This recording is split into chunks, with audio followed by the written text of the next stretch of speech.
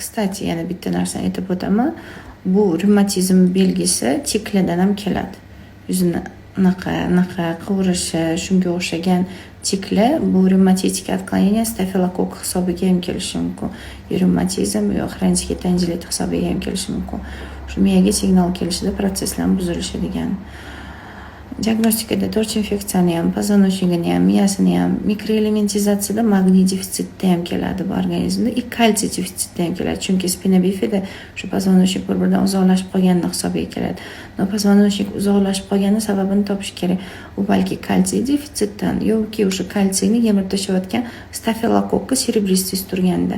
Bunda agar siz qon topshirsangiz revmatizmga revmoprobastoza chiqadi, lekin cerebristis stafilokokk degan narsa bor. Tomoni zadniy stenkasi glandas turadi.